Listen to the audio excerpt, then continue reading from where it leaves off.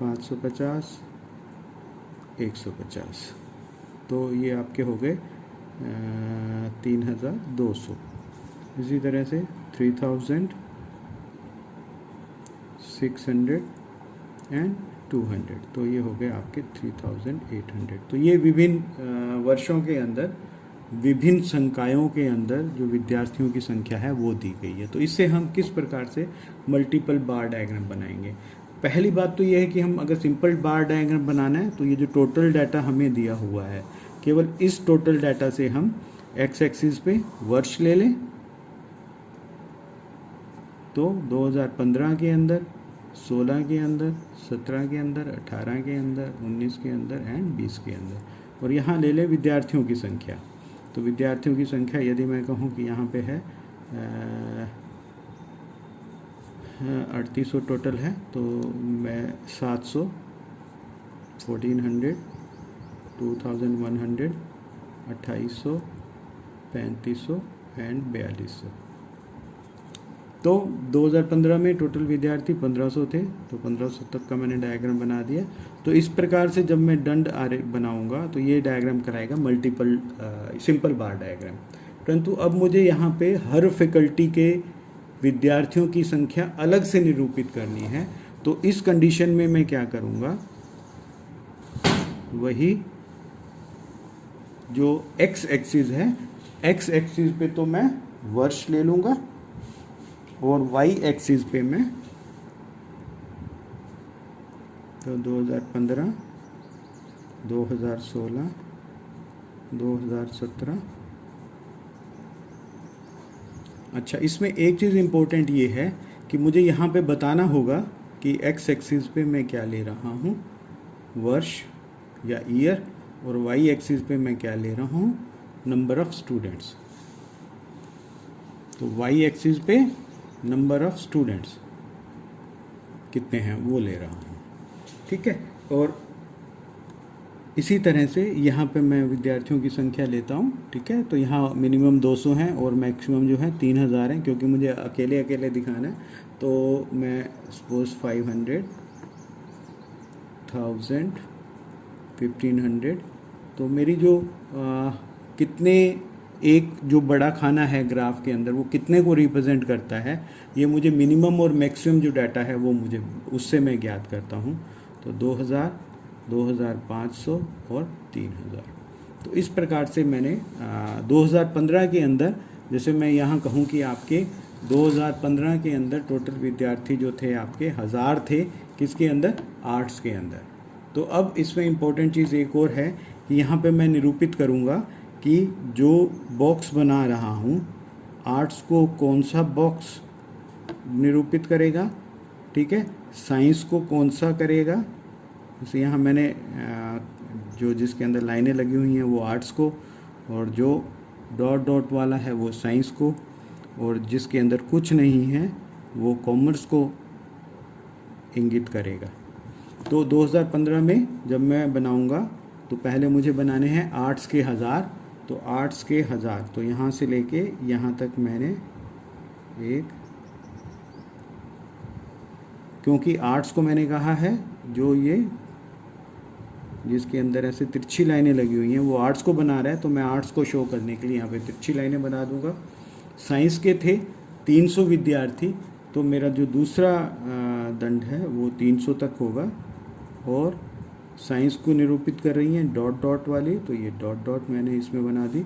तीसरा, कॉमर्स के अंदर थे 200 विद्यार्थी, तो कॉमर्स के अंदर ये 200 विद्यार्थी, जिसके अंदर कुछ नहीं है तो ये प्लेन वाला हो गया। इसी तरह से 2016 के अंदर आर्ट्स के अंदर थे 1500 विद्यार्थी, विज्ञान के अंदर थे 400 विद्यार्थी, तो 500 से थोड़ा सा कम, और उसके अंदर थे 250 विद्यार्थी, ठीक है। तो ये, तो आर्ट्स को ये निरूपित करेगा, और इसी तरह से ये साइंस को, और खाली वाला आर्ट्स को। तो इस तरह से मैं दंड अलग अलग तीनों फैकल्टीज़ को दर्शाता हुआ जब 3 दंड एक साथ बना रहा हूँ, तो ये दंड कहलाते हैं मल्टीपल दंड। तो क्योंकि इसके अंदर एक से ज़्यादा बार बने हुए हैं, इसलिए इस प्रकार का जो बार डायग्राम है ये मल्टीपल।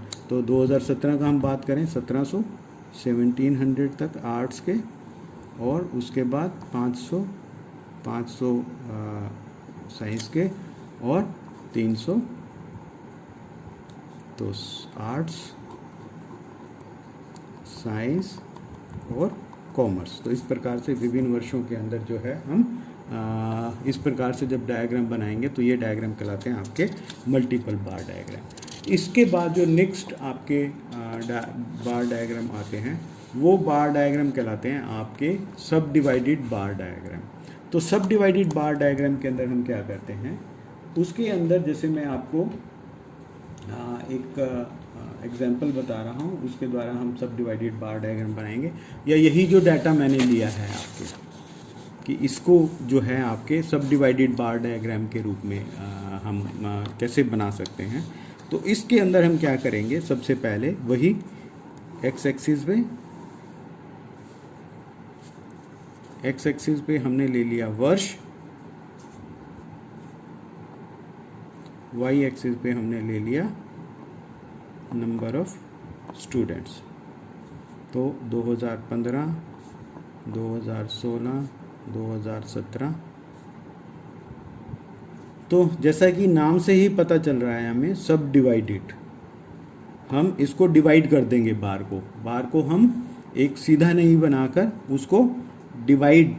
तो जैसे टोटल 1500 है तो टोटल यहाँ पे जो बार की मेरी ऊंचाई होगी वो 1500 होगी, ठीक है। तो मुझे 1500 से लेके 3800 तक बनाना है। तो सपोज 1000, 2000, 3000 और 4000 तक मैंने ये दंड बना दिया, ये 5000।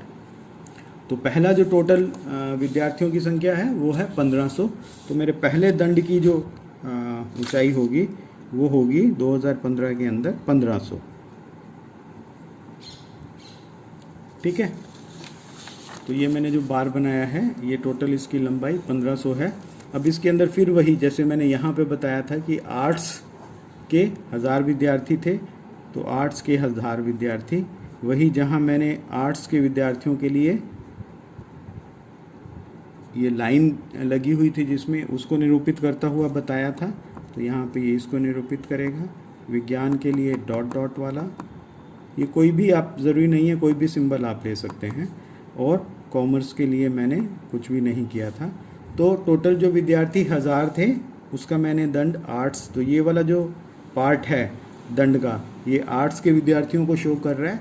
और इसके अंदर 300, नेक्स्ट जो 300 हैं वो विद्यार्थी थे आपके विज्ञान के, तो ये मैंने विज्ञान का बना दिया। तो ये 1000, 300 और ये 200 विद्यार्थी कॉमर्स के। तो इस प्रकार से मैंने क्या किया, टोटल का एक दंड बनाया और उस टोटल के दंड को मैंने डिवाइड कर दिया। तो ये जो कहलाता है, ये इस प्रकार का जो डायग्राम कहलाता है, ये कहलाता है आपके सब डिवाइडेड बार डायग्राम।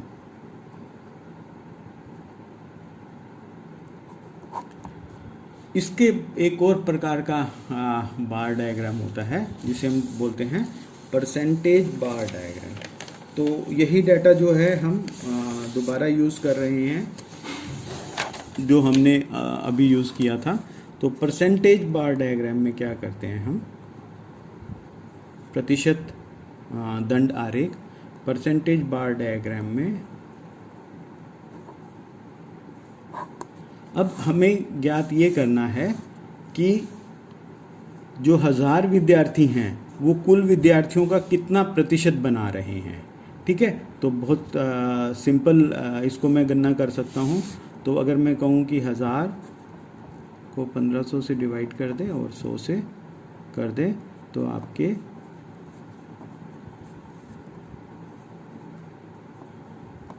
66 पॉइंट, तो 66 पॉइंट विद्यार्थी जो हैं वो आपके आर्ट्स के हैं। इसी तरह से अगर मुझे साइंस के विद्यार्थियों की गणना करनी हो तो 300 बटे 1500 गुना में 100, तो ये आपके हो जाएगा 20। तो विज्ञान के विद्यार्थी जो 20% हैं और बाकी जो बचे हुए हैं 66 और 20 86, तो 13.4%। जो हैं आपके, या मैं इसको ऐसे भी ज्ञात कर सकता हूँ 200/1500 गुना 100। तो उसी तरह से मैं जब इसको ज्ञात करूँगा तो ये आपके लगभग 13.4%। तो टोटल ये जो है इनका योग जो है प्रतिशत का वो 100 होना चाहिए। तो 66.6, तो डेसिमल का ध्यान रखते हुए तो 66.6, 20 और 86 और 13, 99 और 6.6 और 0.4, तो ये टोटल 100% हो गया। तो इस प्रकार से जब मैं इसका बार डायग्राम बनाऊंगा तो वही एक्स एक्सिस के ऊपर तो मैं लूँगा वर्ष और वाई एक्सिस पे मैं लूँगा नंबर ऑफ स्टूडेंट्स कि टोटल विद्यार्थी कितने हैं। ठीक है, तो इस प्रकार से नंबर ऑफ स्टूडेंट्स और वर्ष, तो जैसे 2015, 2016, 2017, 2018, 2019 और इसी तरह से। तो सबसे पहले मैं बात करूं कि वही जहां मैंने जैसे वहां बताया था कि आर्ट्स को शो करने वाली ये इस प्रकार की बार है, साइंस को शो करने वाली इस प्रकार की बार है और कॉमर्स को शो करने वाली इस प्रकार से बार है। तो यहाँ पे मुझे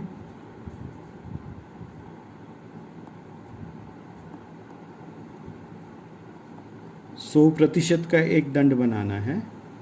तो ये जो 100% तक का मैंने दंड बना लिया, इस 100% में 66.6%, तो 50 और यहाँ पे आ गया आपके 62, तो 66, तो 66.6 जो हैं वो आपके आर्ट्स के हैं।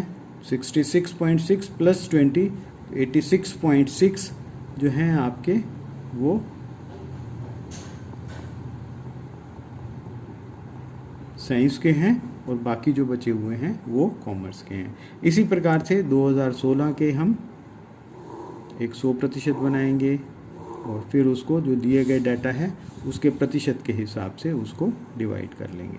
अब इसमें एक ध्यान देने वाली जो बात है कि इसके अंदर सभी जितने भी दंड हैं उन सब दंडों की जो लंबाई है वो सेम होगी, 100% होगी। बस उनके अंदर जो डिस्ट्रीब्यूशन है, जो डिवीज़न है ये आंकड़ों का, वो भिन्न होगा। तो मल्टीपल बार डायग्राम में तो जहाँ पे हमें अलग अलग लेंथ के बार मिल रहे थे, यहाँ पे हमें सब बार्स की लेंथ एक होगी, बस उसके अंदर जो है डिवीज़न वो उसको हम प्रतिशत के अंदर डिवाइड कर देंगे। तो इस प्रकार से जो है हम आपके बार डायग्राम हैं कई प्रकार के, इन सब बार डायग्राम को बना सकते हैं। अगले लेक्चर में हम जो आपके दूसरे लाइन डायग्राम, हिस्टोग्राम, पाई डायग्राम जो आपके सिलेबस में केवल उनको डिस्कस करेंगे। तब तक के लिए